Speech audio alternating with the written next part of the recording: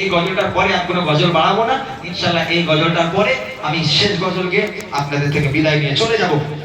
যেহেতু অনেকটা রাত হয়েছে, কালকে আবার জলসা আছে, আর ওই জন্য রাত করে লাভ নেই। ইনশাআল্লাহ আমি ছোট্ট করে বলে আপনাদের কাছ থেকে বিদায় নেবো। মন দিয়ে শুনতে হবে, আল্লাহ রাসূলের একজন সাহাবা, একদম মন দিয়ে শুনতে হবে। যদি মন দিয়ে না শোনেন গজলটা তাহলে আমি গাইতে পারবো না, অনেক কষ্ট হবে গজলটা গাইতে, অনেক কষ্টের একটা গজল আমি গাইছি, মন দিয়ে শুনে। আল্লাহ রাসূলের কাছে একজন সাহাবা এলো, ইয়া রাসূলুল্লাহ ইয়া হাবিবাল্লাহ, আপনি বলেছেন আপনি যার জন্য দোয়া করেন সে নাকি জান্নাতি, আপনি যার জন্য দোয়া করেন তার নাকি কোনো অপরাধ থাকে না, গুনাহ থাকে না। ইয়া রাসূলুল্লাহ, আমি আমার জীবনে অনেক বড় একটা গুনাহ করেছি, অনেক বড় একটা ভুল করেছি, আল্লাহ কি আমাকে ক্ষমা করবে? আল্লাহ রাসূল বলছেন, সাহাবা তুমি এমন কি গুনাহ করেছো যে আল্লাহ তোমাকে ক্ষমা করবে না? আমার আল্লাহ দয়ালু, আমার আল্লাহর কাছে চাইলে ক্ষমা করে দেয়। তুমি কি গুনাহ করেছো? ইয়া রাসূলুল্লাহ ইয়া হাবিবাল্লাহ, আমি যে গুনাহ করেছি এই গুনাহ ক্ষমার যোগ্য নয়, আমাকে কখনো ক্ষমা করবে না। কি করেছো তুমি? সাহাবা বলছে, ইয়া রাসূলুল্লাহ ইয়া হাবিবাল্লাহ, আল্লাহ পাক আল্লাহ তাআলা আমাকে ভালোবেসে একটা ফুলের মতো, পরীর মতো কন্যা সন্তান দিয়েছিল।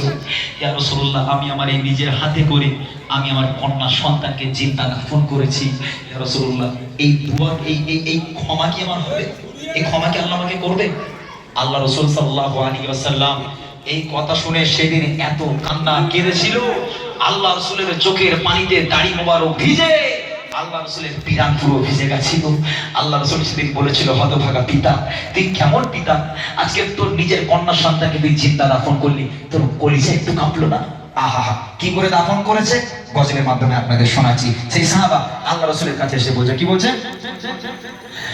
আদবের বুকে জাহেলিয়াত যুগে, আদবের বুকে জাহেলিয়াত যুগে, সুখ শান্তি নারী সম্মান বলে কিছুই ছিল না। কি বলবো সেই যুগের ঘটনা, কি বলবো সেই যুগের ঘটনা। আদবের বুকে জাহেলিয়াত যুগে, আদবের বুকে জাহেলিয়াত যুগে, সুখ শান্তি নারী সম্মান বলে কিছুই ছিল না। কি বলবো সেই যুগের ঘটনা, কি বলবো সেই যুগের ঘটনা। এক মানবীয় নবীর সোনা, ডুবে আছি হে নবী আমি গুনাহ। এক মানবীয় নবীর সোনা, ডুবে আছি হে নবী আমি গুনাহ। কি হবে আমার প্রায় বলে হে নবী আমার, কি হবে আমার প্রায় বলে হে নবী আমার। পাবো কি ক্ষমা আমি নাকি ভুলের ক্ষমা? খোদা দিল আমায় কন্যা সন্তান দুনিয়ায়, খোদা দিল আমায় কন্যা সন্তান দুনিয়ায়। নিজে হাতে করে দিলাম তারে মৃত্যু যন্ত্রণা। কি বলবো সেই যুগের ঘটনা, কি বলবো সেই যুগের ঘটনা। তখনকার ভাইরা বাণিজ্যে যেত, বিদেশে কাজে যেত। একজন ভাই বিদেশে কাজে যাবে, ইয়া রাসূলুল্লাহ ইয়া হাবিবাল্লাহ, আমি বিদেশে যাব, বাণিজ্যে যাব। এমন অবস্থায় দেখলাম আমার স্ত্রী প্রেগন্যান্ট, আমার স্ত্রী গর্ভবতী। আমি আমার স্ত্রীকে জানিয়ে গেলাম, হে আমার প্রাণপ্রিয় স্ত্রী, আমি 4 বছরের জন্য বিদেশে কাজে যাচ্ছি। আমি বিদেশে যাওয়ার পর যদি আমার পুত্র সন্তান জন্ম নেয় তাহলে সুখবরটা আমাকে পাঠিয়ে দিও, আর যদি কন্যা সন্তান জন্ম নেয় খবরদার খবরদার আমাকে খবর দেওয়ারও দরকার নেই, তাকে বাঁচিয়ে রাখারও দরকার নেই, আতুর ঘরের মধ্যেই তাকে গলা টিপে হত্যা করো, খবরদার যেন আমি বাড়ি এসে কন্যা সন্তান না দেখি। এই বলে বাণিজ্যে চলে গেল, বিদেশে চলে গেল। আহা, যাওয়ার কিছু দিনের মধ্যে যেখানে বাঘের বয়স সেখানে সন্ধে হয়, ওই মা একটা সন্তান জন্ম দিল, কন্যা সন্তান। মা যখন গর্ভ থেকে বার করে সন্তানটার মুখের দিকে তাকায়, দেখছে ফুলের মতো যেন এক খালি চাঁদ হাসছে, এত সুন্দর একটা কন্যা সন্তান জন্ম নিয়েছে। একজন মা কি করে পারবে ওই বাচ্চাটাকে গলা টিপে হত্যা করতে? কোনো মা কোনোদিন পারে না। ওই মা ভাবছে, আমার স্বামী আমাকে বলে গেল যদি এই বাচ্চাকে আমি বাঁচিয়ে রাখি, আমার স্বামী বাড়ি এসে আমাকে বাঁচিয়ে রাখবে না। এখন এই মনে করে স্ত্রীর মনের মধ্যে ভয় লাগছে, আর মেয়েটাকে মারতেও পারছে না। তখন স্ত্রী একটা প্ল্যান ঘাটালো। কি প্ল্যান? বছর পরে আসবে। এখন এই বাচ্চাকে আমি লুকিয়ে চুরিয়ে বড় করবো, 4 বছর বয়স মানে ভালোই বড় হয়ে যাবে। তখন মা বলতে শিখবে, আব্বা বলতে শিখবে। আমার স্বামী যখন বাড়ি আসবে আমার মেয়ে তো বড় হয়ে যাবে, হয়তো মেয়ে আব্বার কাছে গিয়ে আব্বা বলে ডাকলে ওর আব্বার মনটা হয়তো নরম হবে, বাপ শোনার পর হয়তো আমার মেয়েটাকে কিছু বলবে না। এই মনে করে লুকিয়ে চুরিয়ে মেয়েটাকে বড় করতে করতে করতে করতে 4 বছর হয়ে গেল। যে 4 বছর হয়ে গেল, এখন ওই পিতা বাড়ি এসে হাজির। 4 বছর হয়ে গেল, বড় হয়ে গেল মেয়ে, ওই পিতা বাড়ি এসে হাজির। একদম দরওয়াজার সামনে দাঁড়িয়ে দেখছে একটা মেয়ে সন্তান ঘোরাঘুরি করছে। তারপরে হয়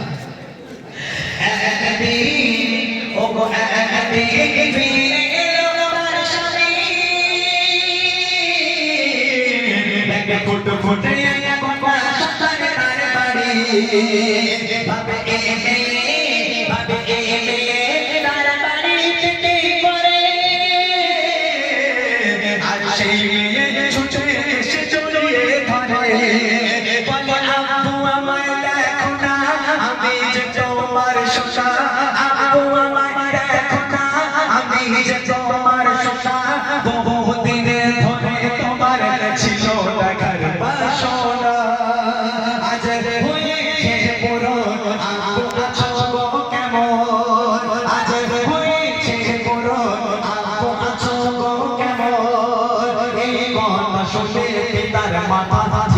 থাকে না, কি বলবো সে যুগের ঘটনা, কি বলবো সে যুগের ঘটনা। দরওয়াজার কাছে আর মেয়েটা দৌড়ে দৌড়ে দৌড়ে দৌড়ে এসে আব্বাকে জড়িয়ে ধরেছে। মায়ের কাছে আব্বার কথা শুনেছে, জানি এটাই আমার আব্বা। গিয়ে মেয়ে বলছে, আব্বা আব্বা কতদিন আপনার সঙ্গে দেখা করার জন্য আমি ব্যাকুল হয়ে আছি আব্বা, আব্বা কতদিন পর আপনাকে দেখছি আব্বা, প্রথমবার। আব্বা জি আপনি ভালো আছেন? যে আব্বা বলে ডেকেছে ওই পিতার মাথা আগুন হয়ে গেল। বাচ্চা মেয়েটাকে এক বিছানা টান মেরে ছুঁড়ে ফেলে দিয়ে বাপ দর করে ঘরের মধ্যে ঢুকে গেল। স্ত্রীর সঙ্গে কথা নেই, সন্তানের সঙ্গে কথা নেই, রেগে আগুন, কারোর সামনে যেতে পারছে না, ঘরের মধ্যে আছে। একদিন হয়ে গেল, 2 দিন হয়ে গেল, 3 দিন হয়ে গেল। 3 দিন পরে স্বামী ঘর থেকে বার হয়েছে, স্ত্রীর কাছে গেল একদম মনটা নরম করে। যে স্ত্রীকে বলছে, যাকে যা হওয়ার হয়ে গেছে, যখন মেয়ে সন্তান জন্ম দিয়েছে, মেয়ে বড় হয়ে গেছে, ওকে আর মেরে লাভ নেই, তুমি একটা কাজ করো, তোমার মেয়েকে একটু সুন্দর করে সাজিয়ে দাও, আমি একটু মামার বাড়ি থেকে ঘুরিয়ে আনি। আহা, মা খুশিতে বাগে বা, আমার কঠোর স্বামী আজকে আমার মেয়েটাকে কবুল করে নিল, আমার মেয়েটাকে মেনে নিল। এই খুশি মনে করে মা আনন্দের সঙ্গে ফুলের মতো বাচ্চাটিকে আরো গোলাপের মতো করে সাজালো, পরীর মতো করে সাজিয়ে দিয়ে আব্বাজানের হাতে তুলে দিল, যা মা আব্বাজানের সঙ্গে মামার বাড়ি থেকে ঘুরে এসো। মেয়ে আনন্দে হাসতে হাসতে নাচতে নাচতে বাপের হাতটা ধরে রওনা হয়ে গেল রাস্তার দিকে। পথের পর পথ, পথের পর পথ, পথের পর পথ মরুর বাঙ্গুপুর থেকে হেঁটে যায়, মামার বাড়ি আর আসে না, গন্তব্য আর আসে না। কিছু দূর যাওয়ার পর মেয়ে চিৎকার করে আব্বার কাছে কাঁদে, আব্বা আব্বা আপনি আমাকে কোথায় নিয়ে যাচ্ছেন আব্বা, আমি আর হাঁটতে পারবো না, কলিজাটা ফেটে যাচ্ছে পিপাসায়, আব্বা একটু পানি আমাকে দেন আব্বা, আব্বা আমাকে একটু পানি দেন, নইলে আমি আর যেতে পারবো না, আমার দম পার হয়ে যাবে, কলিজা ফেটে যাচ্ছে, আব্বা একটু পানি দেন। মেয়ে চিৎকার করে আব্বা আব্বা বলে কাঁদে, পানি পানি করে কাঁদে। ওই পাষাণ হৃদয়ে মা মেয়েটার দিকে আর ফিরেও তাকায় না, ওই মেয়ের সঙ্গে আর কোনো কথা বলে না, টানতে টানতে মরুর বালুর উপর থেকে টেনে টেনে নিয়ে যায়। আর মেয়ে চিৎকার করতে করতে আব্বা আব্বা করতে করতে নিয়ে যাচ্ছে। তারপর তাকে কি হয়, রাবানা ও গো রাবানা হয়ে যায় বাবা মেয়ে, আনন্দে চলে তার বাবা পেয়ে, মরুর বালুর উপর দিয়ে হেঁটে যায়, বলে আব্বু বলো আমরা যাচ্ছি কোথায়, আমি চোখে আর পারি না, পিপাসায় কলিজা ফাঁকা, চোখে আমি পারি না, পিপাসায় কলিজা ফাঁকা, ফেটে যায় আব্বু আমায় বাড়ি চলো না, কি পাশানে দয়টা শোনে না কথা, কি পাশানে দয়টা শোনে না কথা, আব্বু আব্বু বলে কাঁদে মেয়ে ফিরেও দেখে না, কি বলবো সে যুগের ঘটনা, কি বলবো সে যুগের ঘটনা, আরবের বুকে জাগেলি আমি যুগে সুখ শান্তি এই নারী সম্মান বলে কিছু ছিল না, কি বলবো সেই যুগের ঘটনা। মরুভূমি, একদম মরুভূমি, মাঝখানে চলে গেল। মেয়ে চিৎকার করছে, আব্বা একটু পানি দাও, হয় আমাকে মায়ের কাছে নিয়ে চল, তাহলে একটু পানি দাও। আব্বা আর মেয়ের দিকে ফিরেও থাকে না, মেয়েটাকে দূরে একটা জায়গায় রেখে দিয়ে ওই বাপ কিছু করে একা একা গেল। একা একা গিয়ে মেয়ে দূর থেকে দেখতে পাচ্ছে তার পিতা তাকে একা রেখে দিয়ে কিছু দূর গিয়ে যেন পানিগুলো সরাচ্ছে, মাটিগুলো খুঁজছে, গর্ত করছে। মেয়ে মনে করছে আমার আব্বা হয়তো কাজে এসেছে, তাই আমাকে নিয়ে এসেছে। আহা, মেয়ে দূর থেকে আব্বার দিকে তাকিয়ে আছে। আব্বা মাটি করতে লাগলো, কোমর সমান মাটি কোড়া হয়ে গেল। আব্বা গর্তের মধ্যে নেমে গেল, গর্তের মধ্যে নেমে আবার মাটি করছে, আবার মাটি করছে। মেয়েটা দূর থেকে দেখছে তার আব্বার মাথায়, কপালে, চোখে, মুখে চতুর্দিক থেকে ঘামগুলো টপিয়ে টপিয়ে পড়ে। ওই বাচ্চা, 4 বছরের বাচ্চি, বাপের কষ্ট সহ্য করতে না পেরে ওখান থেকে দৌড়ে দৌড়ে আব্বার কাছে গেল। নিজের জামা দিয়ে আব্বা যারে কপালে ঘামটা মুছে দেয়, মুখের ঘামটা মুছে দেয়, চোখের ঘামটা মুছে দেয়, আব্বাকে আদর করে। আর ওই বাপ ওই মেয়েটাকে গর্তের মধ্যে পুঁতবে বলে গর্ত খোঁড়ে। আর মেয়ে বাপের কষ্ট সহ্য করতে না পেরে এই বাচ্চা মেয়ে বাপের ঘাম মুছে দেয়। এক মানুষ সমান মাটি খোঁড়া হয়ে গেল, গর্ত খোঁড়া হয়ে গেল। মেয়ে দাঁড়িয়ে আছে, আব্বা গর্ত থেকে উঠে মেয়েকে দিল একটা ধাক্কা, মেয়ে গর্তের মধ্যে পড়ে গেল। চিৎকার করতে থাকে, আব্বা আব্বা আপনি আমাকে ছেড়ে দেন, আব্বা আপনি আমাকে কেন মারছেন, আব্বা আব্বা আপনি আমাকে ছেড়ে দেন, আপনি আমাকে মারবেন না, আব্বা আব্বা আপনি আমাকে মারবেন না, হয় আমাকে একটু পানি দেন, নাহলে আমাকে আমার মায়ের কাছে দিয়ে আসুন। বাপ কোনো কথা শুনতে চায় না, মাটিগুলোকে ফেলতে থাকে, পানিগুলোকে ফেলতে থাকে। ফেলতে ফেলতে মেয়ের কোমর পর্যন্ত মাটির তলায় ঢুকে গেল। ওই বাচ্চা মেয়ে তো অচল নয় রে, কাঁদে, কাঁদতে কাঁদতে চোখের পানি আজকে মানে চোখের পানিতে কাদা হয়ে যায়, পানিগুলো ধুয়ে যায়। বাচ্চা মেয়েটা কাঁদে, আব্বা আপনি আমাকে ছেড়ে দেন, আপনি আমাকে মারবেন না, আব্বা আপনি যদি না চান আমি কোনোদিন আপনার বাড়িতে যাব না, আপনি যদি না চান কখনো আপনাকে আব্বা বলে ডাকবো না, আব্বা আপনি আমাকে প্রাণে মারবেন না, আপনি আমাকে ছেড়ে দেন। আব্বা আব্বা বলে কাঁদে, মা মা বলে কাঁদে। কিন্তু ওই বাপ একটা বারের জন্য মেয়ের কথা শুনতে রাজি নয়। মেয়েটাকে মারতে মারতে মারতে মারতে মাটিগুলো চাপা দিতে দিতে গলা পর্যন্ত মাটির তলায়, শুধু ফুলের মতো মুখটা মাটির উপরে আর গলা পর্যন্ত মাটির তলায়, শুধু মুখটা মাটির উপরে ভেসে আছে।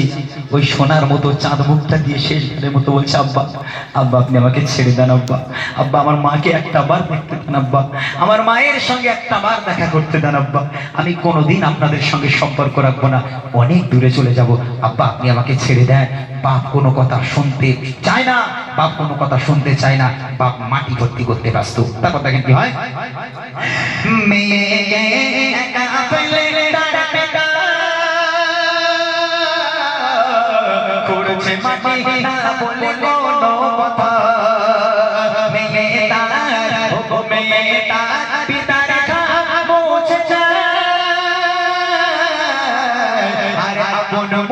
পিতা মাটি খুঁড়ে যায়, এক মানুষ মাটি খুঁড়ে পিতা মেয়ের হাত ধরে, এক মানুষ মাটি খুঁড়ে পিতা মেয়ের হাত ধরে, টেনে টেনে দিলো ঠেলে মেয়ে যায় গর্তে পড়ে। কাঁদে কচি সোনা আব্বু আমায় দিলো না, কাঁদে কচি সোনা আব্বু আমায় দিলো না, চাপা দিতে থাকে মেয়ে কথা শোনে না, কি বলবো সেই যুগের ঘটনা, কি বলবো সেই যুগের ঘটনা। এইভাবে আমি আমার মেয়েকে জিন্দা দাফন করেছি। আল্লাহ রাসূল এত কান্না কেঁদেছে, দাড়ি মোবারক ভিজে, জামা ভিজে গেল। সেই দিন থেকে আল্লাহ রাসূল মেয়েদের সম্মানকে বাড়ছিল। অনেকে মানে শাশুড়ি বা শ্বশুর আছে, মেয়ে সন্তান যদি বৌমা জন্ম দেয় তার সঙ্গে কথা বলে না, হাসপাতালে পর্যন্ত দেখতে যায় না, ছেলেকে বলে চেয়েছিল ছেলে হয়েছে, মেয়ে যাওয়ার দরকার নেই। আল্লাহ রাসূল সেই দিন থেকে মেয়েদের সম্মান কোথায় রেখেছে জানে? আল্লাহ রাসূল নিজে মুখে বলেছে, যার বাড়িতে কন্যা সন্তান জন্ম নেবে, যার বাড়িতে মেয়ে সন্তান জন্ম নেবে, আমি রাসূল বলে যাই তার বাড়িতে কোনোদিন অভাব হবে না, অভাব হবে না, অভাব হবে না। তার বাড়িতে কোনোদিন আল্লাহর রহমত আর বরকতের অভাব হবে না। যার বাড়িতে কন্যা সন্তান জন্ম নেবে, আল্লাহ পাকের রহমত আর বরকত আল্লাহ পাক তার বাড়িতে ধরিয়ে দেবে। আহা, সেদিন থেকে মেয়েদের সম্মানকে আল্লাহ রাসূল অনেক বাড়িয়ে দিয়েছিল। শেষ কথায় কবি লিখছে দেখেন, মাটির তলে